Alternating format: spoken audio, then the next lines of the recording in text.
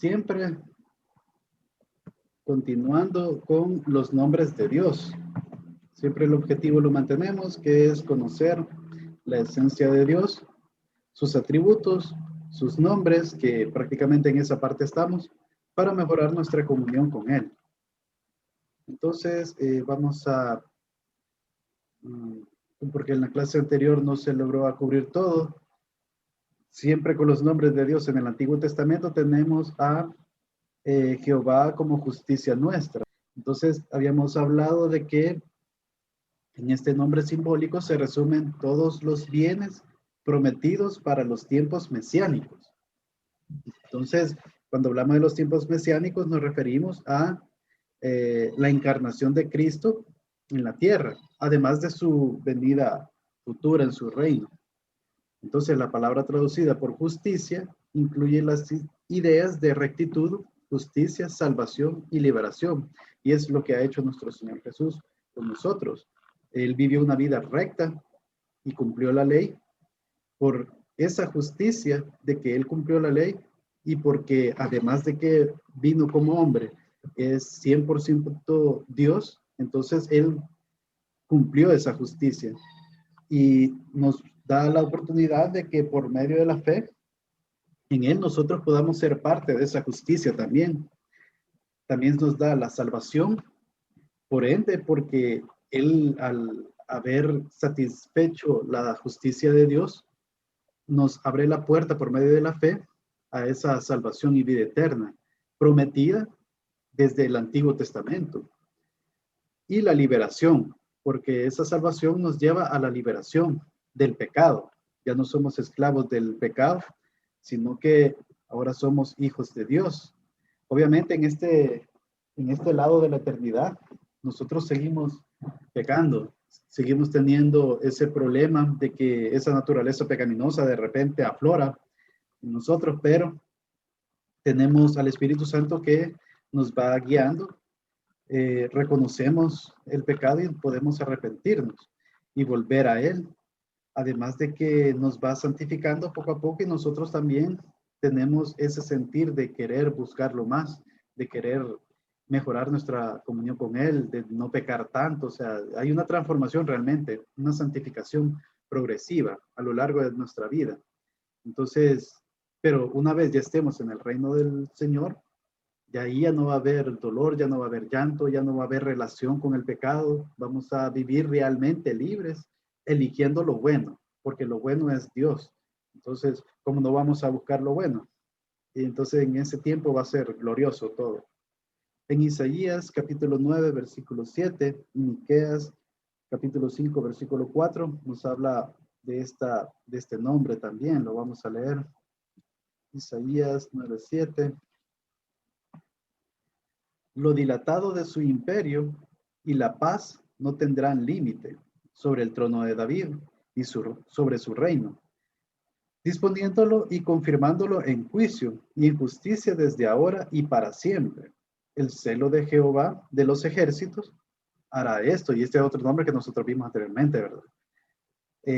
Bueno, aquí lo que nos está diciendo es de que definitivamente va a haber un día en donde ese reino ya no va a tener, ya no va a ser un reino espiritual como en este momento, porque en este momento definitivamente está el reino del Señor, Él está a la diestra del Padre. Y en el reino de los cielos, pues nosotros al morir estamos ausentes en el cuerpo y presentes ante nuestro Señor en su reino espiritual, pero llegará un día en donde ese reino va a estar aquí en la tierra y ese reino no va a tener límite. O sea, prácticamente la tierra será tan grande que vamos a caber todos los creyentes, todo el remanente de los hijos de Dios en esta tierra. Entonces, obviamente hay fases, ¿verdad? Hay situaciones que se van a cumplir, va a haber una renovación de todas las cosas. Hay personas que dicen de que va a ser destruido, va a ser creado de nuevo, un nuevo cielo, una nueva tierra. Pero, bueno, está en discusión eso, porque también la palabra que se utiliza para una nueva tierra, un nuevo cielo, es diferente en el griego, o sea, da a entender como una renovación, no una creación nueva, pero ahí depende, ¿verdad? O sea, no nos vamos a meter en ese lío, pero el hecho es de que sí va a haber una renovación de todas las cosas. Va a haber un reino, una tierra nueva en donde el Señor va a reinar y nosotros vamos a estar con Él, con un cuerpo glorificado también. Entonces, en ese tiempo va a ser todo glorioso, va a haber juicio y justicia y todo va a ser mejor. Entonces, de eso está hablando este pasaje también.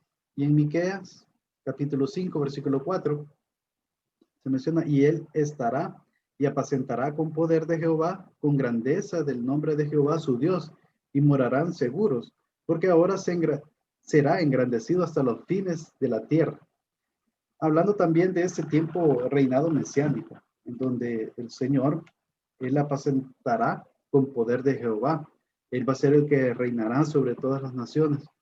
Y obviamente como Jesús es Dios, o sea, estamos hablando de Dios mismo reinando entre nosotros, porque y nosotros vamos a morar seguros en la tierra y definitivamente va a ser engrandecido hasta los fines de la tierra, como dice la palabra. Se refiere entonces a su fidelidad al pacto con su pueblo.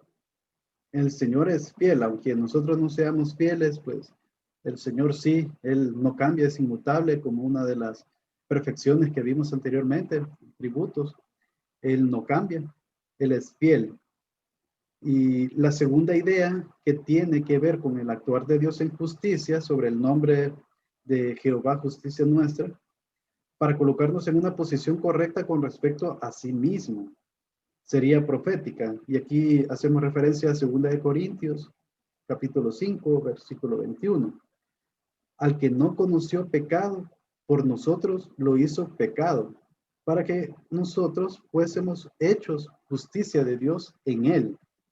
Entonces, es bien interesante ese punto porque eh, Jesús no tuvo relación con el pecado. Estaba viendo una estadística que se hizo en Estados Unidos, porque aquí es donde más se hacen estadísticas de este tipo, pero le hicieron una estadística a una gran cantidad de cristianos y les preguntaron de que, bueno, había varias preguntas, ¿verdad? Muchas que son obvias tal vez para algunos, pero hay bastante cristianos que no las saben. Y una de las preguntas decía de que si Jesús había pecado o si nunca pecó. Había como un 45, no recuerdo muy bien el dato exacto, pero estaba entre 45 a 50% de gente que creía que sí había pecó, aunque sea una vez o algo así, ¿verdad? Entonces, eso es bien triste porque la palabra, o sea, nos enseña que lo contrario, o sea, Jesús nunca pecó. Él cumplió realmente la ley. Si bien es cierto, él se airó en varias ocasiones, la ira no es pecado. El problema de airarse es caer en pecado por causa de esa ira. Lo podemos ver, digamos, por ejemplo, con los fariseos. Ellos lo atacaron bastante, entonces en varias ocasiones se molestó y les dijo sus verdades. O cuando estaba en el templo, cuando tuvo un gran celo, porque en la casa de su padre, en la casa de Dios, habían ventas y todo eso, ¿verdad? Entonces se molestó y empezó a botar, a voltear las mesas y a sacar todas esas cosas, ¿verdad? Pero es una ira santa. Él es lento para la ira y grande en misericordia. Y Jesús es Dios, también Él guarda esas perfecciones definitivamente. Lo que pasa es que um, hay una profecía ahí en Salmos 69, versículo 9, que dice, porque me consumió el celo de tu casa y Ahí los de está. nuestros, de los que te vituperaban, cayeron sobre mí. Entonces, sí, o sea, Jesús cumplió todas las profecías que hablaban de él en el Antiguo Testamento. Y por eso es que hay cosas que tal vez nosotros, no sé, alguien que no haya conocido un poco sobre la historia del Señor, podría decir que qué raro esto. Por ejemplo, cuando entró a Jerusalén en el burrito. O sea, uno diría, ¿ese burrito qué? O sea, pero lo hizo para que se cumpliese la profecía sobre él. Entonces, sí, es bien interesante eso, de que la ira no es pecado en sí, sino que hay una ira santa. De hecho, Dios va a haber un día que su ira va a ser aplacada, o sea, va a ser en los tiempos del juicio, ¿verdad? porque va a haber juicio en la tierra y al final no se preocupa sobre el apocalipsis, ¿verdad? Que qué va a pasar con estas cosas de los últimos tiempos, que van a haber un montón de acontecimientos cósmicos, que va a caer, dice en el apocalipsis, que va a caer una estrella y que va a morir tercera parte de la humanidad y todo eso, y uno se queda pensando, ¿verdad? Está la parte de que sabemos que va a haber un arrebatamiento, pero bueno, o sea, ese es nuestro consuelo, ¿verdad? Que vamos a ser tomados antes de esa tribulación que va a haber. Pero en un dado caso no fuera así, porque también hay escatología bastante bíblica que da a entender como que no, pero yo no voy a tocar mucho de esos temas un poco controversiales, pero si en un dado caso no fuera así, tengamos seguro que el Señor nos va a guardar. Y adicional de eso, todas esas cosas que van a acontecer, no es que el diablo lo está haciendo, es un juicio de Dios. Entonces, en base a eso, o sea, podemos ver de que también eso, ¿verdad? La ira no es en sí mala, sino que es algo eh, que, que nos puede llevar a pecar, como dice el hermano. O sea, si nosotros, por ejemplo, dice en la palabra de que no se ponga el sol sobre nuestro enojo. ¿Por qué? Porque a medida nosotros guardamos esa ira, se va acumulando hasta que en un momento puede salir raíces de amargura, resentimientos, venganzas y cosas así. Entonces, sí, eso se refiere. Entonces, decía en 2 Corintios capítulo 5, 21, que al que no conoció pecado, haciendo referencia a Cristo, por nosotros lo hizo pecado. O sea, que Dios, en su plan de salvación, entregó a su Hijo para que muriera por nosotros, por nuestros pecados, siendo Él justo, siendo Él sin mancha. El Cordero de Dios que quita el pecado del mundo era un Cordero sin manchas, de acuerdo al Antiguo Testamento, en los rituales del, bueno, más que todo de la Pascua. Era un becerro sin defecto, bonito, ¿verdad? O sea, no tenía que tener ninguna quebradura, y tenía que estar íntegros, que no le faltara nada, ¿verdad? Que tuviera los ojitos, la nariz y las orejitas y todo bien íntegro. A eso es como una figura o sombra de Cristo, cómo iba a ser, que iba a ser sin mancha, sin pecado. Entonces, dice la palabra, para que nosotros fuésemos hechos justicia de Dios en Él. Y ahí recordamos en Romanos 1:16, me parece que es el versículo con el que Martín Lutero como que le cambió el chip de que el justo por la fe vivirá, y ahí se hacía referencia también a la justicia de Dios. Entonces, a esa justicia se refiere de que Cristo Jesús cumplió, satisfizo la justicia de Dios, y por medio de la fe nosotros podemos entrar a ese reino por su gracia, porque al final es algo inmerecido, sino que Jesús cumplió con toda la ley, y nosotros, por medio de la fe, es que nosotros creemos y tenemos esa convicción de que somos justificados, que nosotros somos parte de la familia de Dios, ahora somos hijos adoptados de Dios, y como hijos siempre vamos a permanecer como hijos. Entonces, es decir, Dios nos proveyó la justicia suya por la obra de su Hijo en la cruz. Y aquí hacemos referencia a otro versículo bíblico, en 1 Corintios, capítulo 1, versículo 30. Mas por él estáis vosotros en Cristo Jesús, el cual nos ha hecho, perdón, el cual nos ha sido hecho por Dios sabiduría, justificación, santificación y redención. Ahí vemos claramente de que en Cristo Jesús es que nosotros alcanzamos esa justificación. Entonces nosotros tenemos mucho que agradecer al Señor, a nuestro Dios, porque realmente Él es nuestra justicia, es justicia nuestra. Entonces este nombre es importante, es bonito y estaba en el Antiguo Testamento. Entonces ahí podemos ver la relación entre lo que se conocía en el Antiguo Testamento con el contraste con el Nuevo Testamento. Bien, ahora entramos, vamos a ver ahora unos nombres de Dios que están relacionados en el Nuevo Testamento. Tal vez no vamos a ver todos los que se han dicho en el Antiguo Testamento asociados a Cristo, pero sí vamos a ver bastantes. Además, ya hemos comprobado anteriormente que las perfecciones y atributos de Dios se ven plenamente en Cristo también. Entonces, dice, Cristo y sus discípulos heredaron la idea de Dios revelada en el Antiguo Testamento.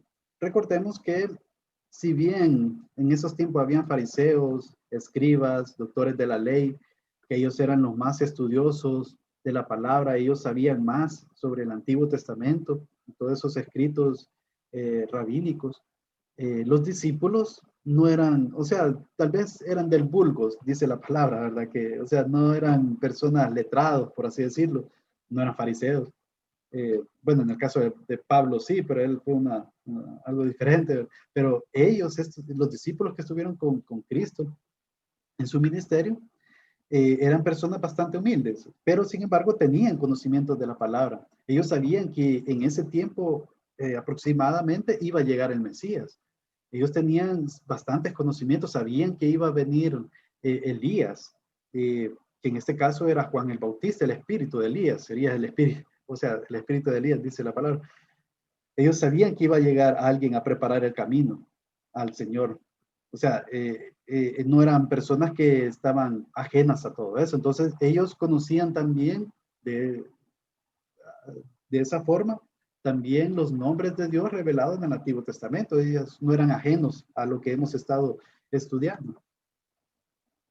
Aunque dejaron algunos de los conceptos más antropomórficos, presentaron fielmente la noción acerca del ser divino que habían sostenido los salmistas y los profetas. O sea, del Nuevo Testamento vamos a ver algunos nombres, no todos, que se le dio a Dios en el Antiguo Testamento. Ahora, en el Nuevo Testamento, obviamente en otro idioma, porque el Antiguo Testamento en su mayoría se escribió en hebreo, arameo y otros idiomas, pero en su mayoría hebreo. Y en el Nuevo Testamento se escribió en griego, koiné, en su mayoría.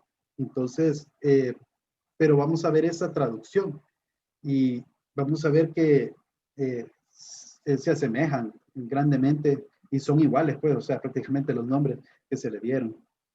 Que no va en contra en ningún momento de lo dicho en los profetas o en los salmos. Todas las ideas más dignas de la deidad que se encuentran en el Antiguo Testamento se hallan en el Nuevo Testamento.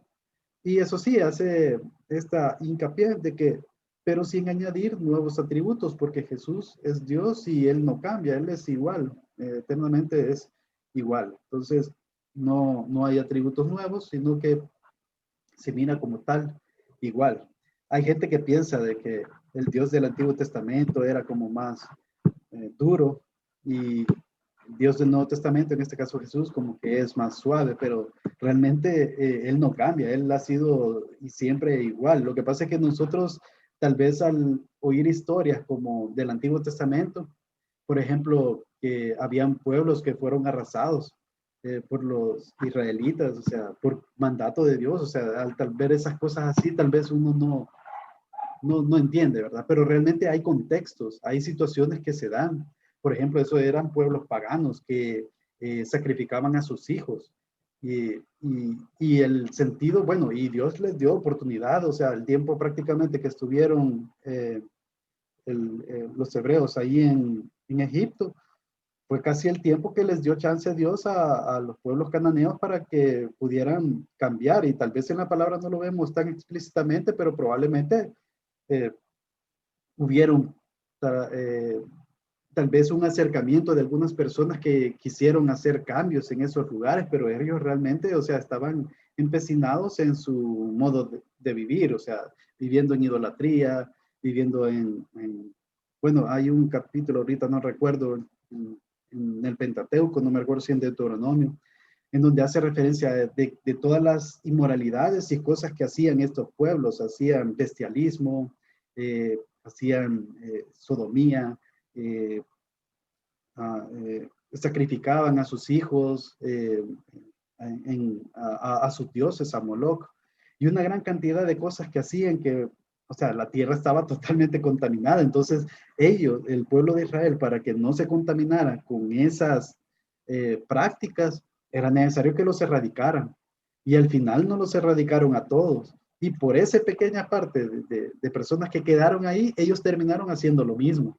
Ahí podemos ver que la levadura, o sea, que una pequeña porción de levadura puede fermentar la masa, ¿verdad? Entonces, definitivamente tenía su sentido y al final, pues, el pueblo de Israel cayó en los mismos pecados y hasta peores. Entonces, por poner un ejemplo, ¿verdad? Aquí vamos a ver algunos de los nombres de Dios en el Nuevo Testamento. El primero que podemos ver es Theos o Deus, dependiendo de la traducción, que significa Dios como tal. Que este corresponde en general a los nombres de Él o Elohim y a sus formas compuestas. Recordémonos que este es una traducción, ¿verdad? De hebreo al griego, por eso es que puede cambiar un poco el lenguaje en ese aspecto, pero viene siendo eso. Expresa la deidad esencial con énfasis sobre su autosuficiencia, autodeterminación y justicia absoluta. Entonces, en el diccionario Strong de griego, el Theos es el número 2316, llamado también como Deus, y quizás uno de los pasajes en donde podemos verlo con claridad es quiero ver, es en Mateo capítulo 27, versículo 46. Dice, y aquí estamos en el tiempo en donde Jesús fue crucificado, ya estaba casi por finalizar, por morir. Cerca de la hora novena, dice, Jesús clamó a gran voz diciendo, Elí, Elí, lama sabactani. Esto es, Dios mío, ¿por qué me has desamparado? Ahí hace referencia a Dios.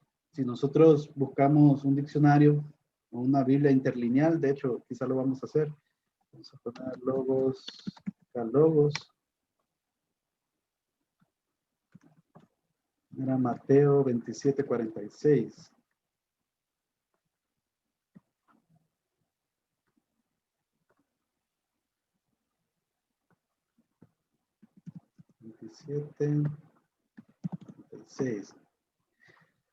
Aquí dice, Dios mío, ¿por qué me has desamparado?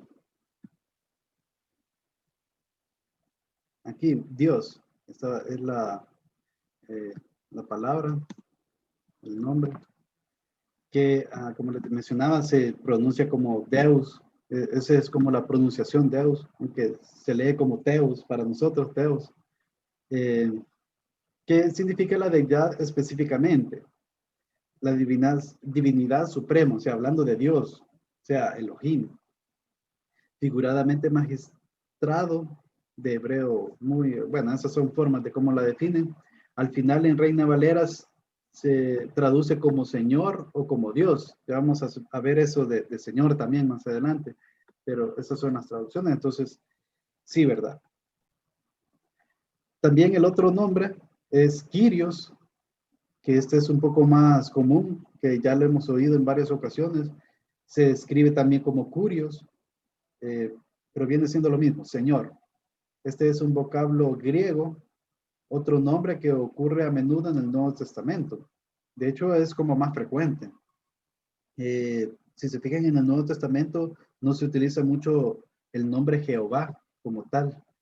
Ya por un tema así de no pronunciar el nombre, ni siquiera escribirlo, pero también por un tema de que tal vez el nombre no se conoce muy bien como tal, ¿verdad? Por el tema de la traducción, por el tema de la vocales, de que ya se perdió un poco de cómo se hablaba el hebreo, pero igual, o sea, este es con el que más a menudo nos vamos a topar en el Nuevo Testamento, el Señor. Parece combinar el significado de los dos títulos, de Yahvé y Adonai. Adonai como Señor y Yahvé como el que es. Entonces, traducidos en la Septuaginta, que habíamos dicho que la Septuaginta es la Biblia que se tradujo al griego en esos tiempos del intertestamentario, en donde era necesario que por el tema de la helenización y que el griego se estaba hablando más en toda esa parte donde estaba el pueblo de Israel y todos los judíos, Entonces, era necesario tener una Biblia en el idioma de las personas que estaban hablando más comúnmente en ese tiempo. Entonces, de ahí surgió la Septuaginta. Y hablando de la Septuaginta, de ahí esos dos títulos surgieron, ¿verdad? En la época de Jesús se usaba para designar al dueño o señor de esclavos o propiedades. O sea, era una persona de autoridad. No es como ahora que nosotros le decimos señor a cualquiera, ¿verdad? Digamos, una persona desconocida en la calle, nosotros le decimos, señor, disculpe, ¿qué horas tiene, por ejemplo? ¿Va? Pero es demasiado, o sea, lo hemos tratado así con mucha ligereza. En ese tiempo, la palabra señor era algo más superior. Entonces, decirle a alguien señor significaba que era dueño de algo, de alguna propiedad, o que inclusive tenía una autoridad superior, por ejemplo, el César o algún emperador. Ellos eran señores.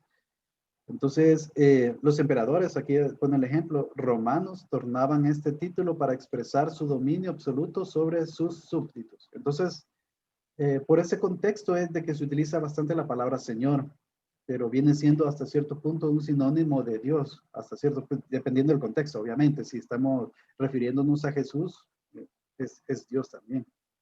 Entonces, eso lo podemos ver y aprovechando también el tema de la palabra teos, aquí las podemos encontrar en este versículo, las dos. Juan capítulo 20, versículo 28, que en el contexto es de que Jesús ya había resucitado, se había presentado ante sus discípulos y el único que no estaba era Tomás. Y entonces Tomás había dicho que, o sea, él no creía, ¿verdad? Él decía que si no lo tocaba, no lo palpaba, o sea, no iba a creer, entonces estaba un poco incrédulo en ese sentido. Entonces, a puerta cerrada, dice la palabra ahí en el capítulo 20, y estaban ellos reunidos, incluyendo a Tomás, apareció el Señor en medio de ellos. Entonces, son temas de que Jesús es Dios, ¿verdad? Con un cuerpo glorificado y es posible hacer que Él pudiera hacer ese tipo de cosas, ¿verdad? Prácticamente teletransportarse o algo así.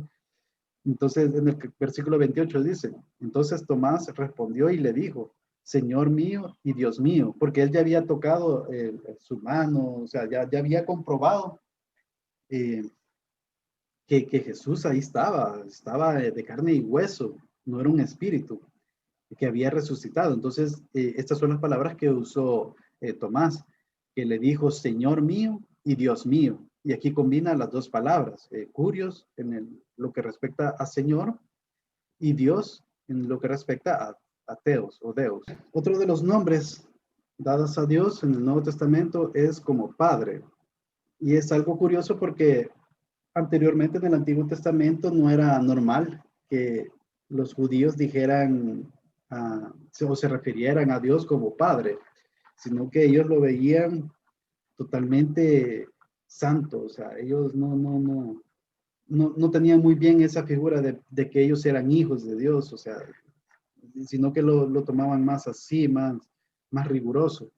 Pero nuestro Señor nos enseñó a que nosotros podemos llamarle Padre y que nosotros somos hijos de Él. Entonces, el más importante desarrollo de los nombres divinos en el Nuevo Testamento es la introducción por Jesús del concepto de Dios como Padre. Padre suyo en el sentido único, porque Jesús es el unigénito Hijo de Dios. Nosotros somos hijos, pero somos adoptados. Entonces, por eso es que Jesús nos llama hermanos cuando resucitó y se encontró con María. Eh, le dijo que le dijera a sus hermanos que o sea, como quien dice que ya resucitó, ¿verdad? Y que se iban a encontrar allá en Galilea, me parece. Entonces, ¿qué pasa? O sea, Jesús es el unigénito Hijo de Dios, definitivamente. Eso nos dice en Juan capítulo 5, versículo 18. Pero nosotros somos hijos adoptados. Entonces, ahí tenemos eso bonito de que podemos llamar a nuestro Padre, a nuestro Dios como Padre. Y Padre de todos los creyentes, dice, por virtud de haber recibido al Espíritu de adopción. Entonces, vamos a leer algunos pasajes. Por esto los judíos aún más procuraban matarle, porque no solo quebrantaba el día de reposo, sino que también decía que Dios era su propio Padre, haciéndose igual a Dios. Aquí vemos que los judíos tenían como más seguridad que muchos cristianos en ese aspecto, de que hay personas que dicen, no, Jesús no es Dios. Hay gente que dice que Jesús fue un profeta, que fue el profeta de Dios, el mayor de los profetas, un gran maestro. Pero es que Jesús es Dios, o sea, si bien se le dice que es hijo de Dios, el unigénito, pero es Dios, o sea, si se fijan, ni siquiera los judíos tenían esa duda. Ellos, por eso es que lo quisieron, lo querían matar, porque ellos veían blasfemia en él, porque si él decía que su padre era Dios, entonces él tenía que ser Dios también. O sea, es un tema de naturaleza, ¿verdad? Algo así como lo que decía Cash Luna, solo que totalmente fuera de nosotros, ¿verdad? Hablando de Dios con Jesús, de que el Hijo de Dios tiene que ser Dios. Entonces, ese es un punto. Entonces, sí, los judíos querían matarlo por eso, porque quebrantaba el día de reposo, aunque realmente no hay evidencia que realmente lo hizo. Él realmente hizo cumplir lo que la ley decía del día de reposo. O sea, él cumplió lo que decía el del día de reposo. Pero ellos no lo tomaron así porque en su ley, en su interpretación, ellos lo tomaban demasiado riguroso y le ponían sus cosas, ¿verdad? Pero realmente él no lo quebrantó, sino que también decía que Dios era su propio Padre y eso fue lo que no le gustó, haciéndose igual a Dios. Entonces, nosotros somos hijos por adopción, por medio del espíritu de adopción. Eso lo podemos encontrar en Romanos 8, versículo 15. Pues no habéis recibido el espíritu de esclavitud para estar otra vez en temor, sino que habéis recibido el espíritu de adopción, por el cual clamamos, Abba Padre. Aquí tenemos bastantes cosas que analizar. Primero, el estar esclavizados de la muerte es prácticamente un temor a la muerte. Es porque una persona que no ha conocido al Señor está muerto en sus delitos y pecados. O sea, es enemigo de Dios, definitivamente. Entonces, esa esclavitud hacia el pecado es de que esa persona no puede ir en contra de su naturaleza. Sí tiene libre albedrío, sí, pero ese libre albedrío tiene una tendencia hacia el mal. O sea, todo lo que hace tiene una mala intención, porque inclusive las cosas buenas que una persona que no tiene a Cristo, las cosas buenas que puede hacer no son del todo buenas, porque al final no lo hace por una cuestión personal, por un sentido egoísta, o por el que me miren, que yo estoy haciendo algo bueno. O sea, siempre hay algo oculto ahí, ¿verdad? No es para la gloria de Dios. Entonces, en ese sentido, como Dios es bueno, si no hago algo, si no hago algo que glorifique a Dios o que le dé la gloria a Dios, o que sea porque Dios ha mandado que lo haga, entonces ese acto bueno, muy bueno puede ser, pero sigue siendo eh, no bueno, porque no es conforme a Dios, conforme a la voluntad de Dios. Entonces sí, es bien complicado ese tema para el pecador, para los que no conocen a Cristo. Están en una esclavitud, pero nosotros no hemos recibido ese espíritu de esclavitud, no es así, sino que hemos recibido el espíritu de adopción, porque hemos sido elegidos por Dios desde antes de la fundación del mundo y Él ha permitido que podamos oír ese llamado externo y tener ese llamado interno que nos dice de querer oír una predicación, de querer oír sobre la palabra, leerla y entender de que el Señor Jesús ha pagado por nuestros pecados. Él es sin pecado, sin mancha, y empezamos a creer en esa justificación por medio de la muerte en Cristo Jesús, que Él murió por nuestro pecado. Empezamos a tener en nuestro corazón ese sentir de que ese llamado del Espíritu, de poder creer al llamado del Evangelio, esas buenas nuevas, abrazarlo y saber de que somos perdonados por Dios y que tenemos esa esperanza de gloria de poder estar en su reino. Entonces, ese sentir, ese espíritu nos da esa adopción, esa conversión en nosotros. Ya no somos la misma criatura, ahora somos una nueva criatura y ahora podemos proclamar Abba Padre. Y ese Abba Padre es bien interesante porque Abba es un término arameo informal. ¿Cómo así? O sea, informal en el sentido que es como los niños llamaban a sus papás. Aquí en nuestro país, pues ya saben, los niños generalmente le dicen a su papá papi o papito.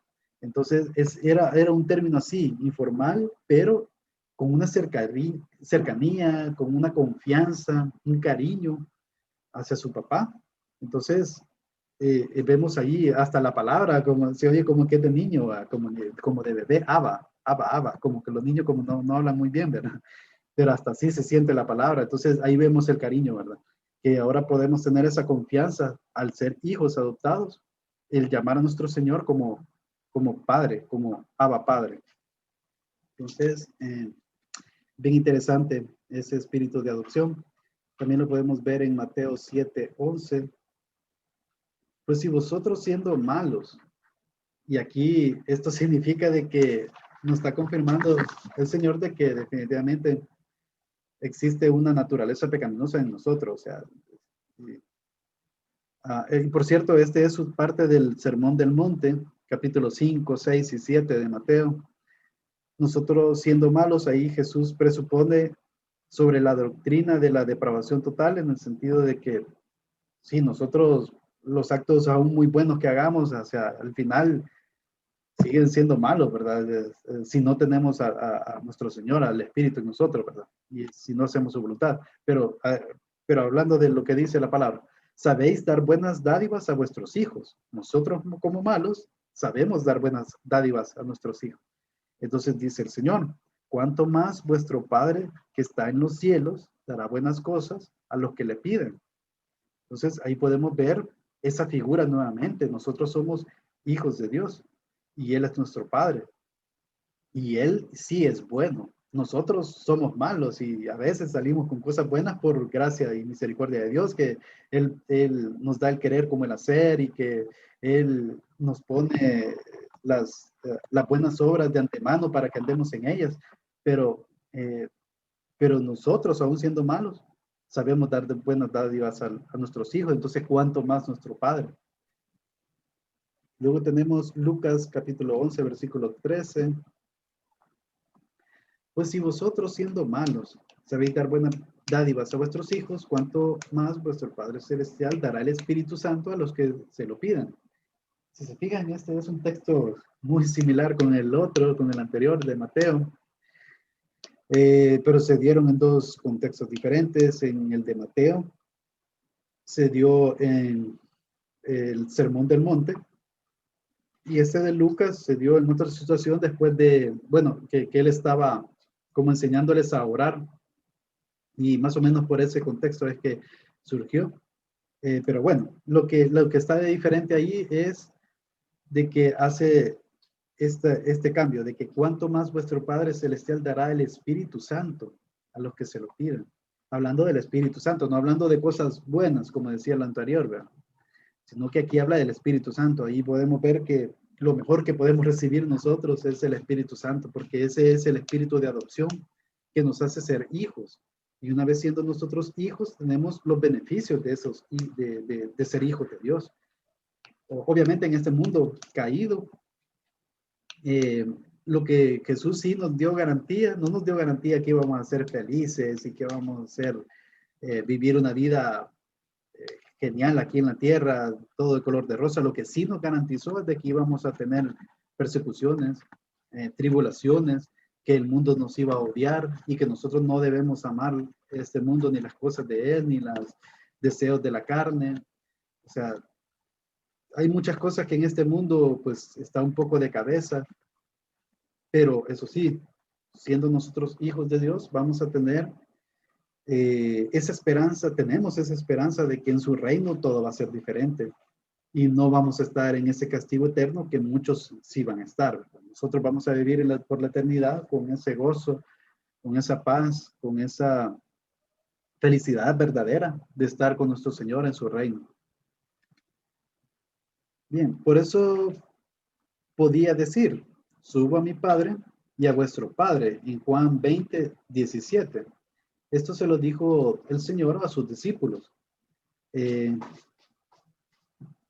Perdón.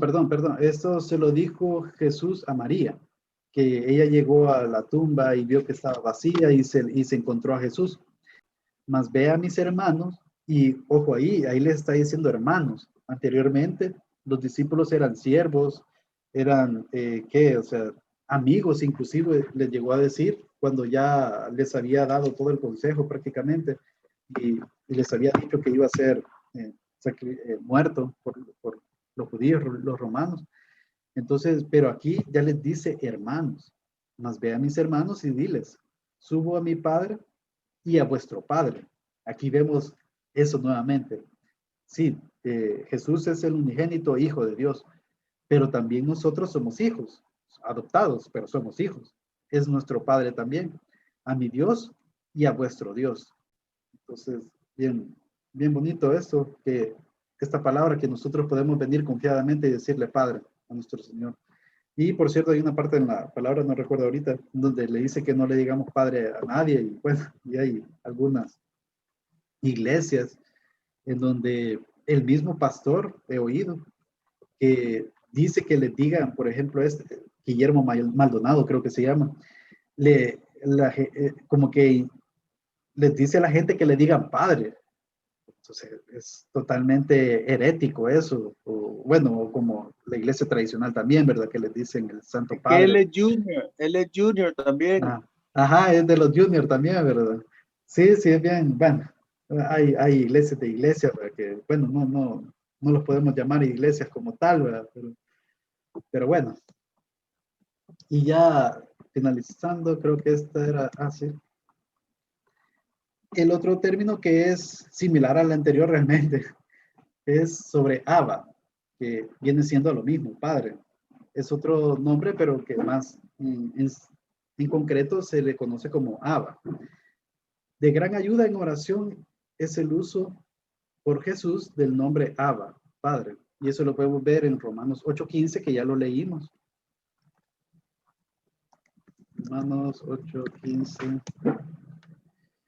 que es cuando dice, pues no habéis recibido el espíritu de esclavitud para estar otra vez en temor, sino que habéis recibido el espíritu de adopción por el cual clamamos Abba Padre. Entonces ahí eso ya lo desarrollamos y definitivamente Él es nuestro Padre. También en Lucas 11:2 dice, y les dijo, cuando oréis, este es el contexto del Padre nuestro cuando enseñó a orar, cuando oréis, decid, Padre nuestro que estás en los cielos. Ahí vemos nuevamente que nos insta a que podamos decirle a nuestro Dios, Padre, santificado sea tu nombre, venga tu reino, hágase tu voluntad como en el cielo, así también en la tierra. Y ahí ustedes conocen la oración. Y no es que sea una oración de repetición, sino que es un modelo, un esquema en que nosotros podemos tomar en cuenta, debemos de tomar en cuenta para nuestras oraciones. Y además de que nos enseña muchas cosas, por el tema del perdón, por ejemplo, que nosotros, así como nosotros perdonamos a quienes nos ofenden, dice, o sea, debemos nos enseña también, nos insta, nos reta también esta oración en que nosotros debemos perdonar para poder recibir también el perdón de Dios. Obviamente la salvación es por gracia, por medio de la fe en Cristo Jesús, no por obra, pero sin embargo, ese es el reto que nos da esta oración. Entonces sí, ¿verdad? Podemos llamarle Padre, nuestro Señor. Una nota en una Biblia de estudio explica el significado de Abba, que, bueno, creo que ya lo dije. Abba es una palabra usada por los hijos al dirigirse a sus padres y que equivale a papá. Sí, o sea, papá, o puede ser un poco más informal. Habíamos dicho que era un término arameo informal, pero sin embargo también, o sea, papá es una forma de decir. Según los testimonios existentes Ni en el Antiguo Testamento ni en el judaísmo se usaba este término tan familiar para invocar a Dios. Generalmente ellos ni siquiera pronunciaban su nombre, decían Hashem, por ejemplo, que dice su nombre, o Adonai, o el Eterno. Entonces trataban de ni siquiera pronunciar su nombre. En boca de Jesús se expresa una intimidad con Él. Obviamente porque Él es el unigénito del Padre, Él es Dios. Y bueno, eso sería lo de la clase de los nombres de Dios en el Nuevo Testamento, hermanos.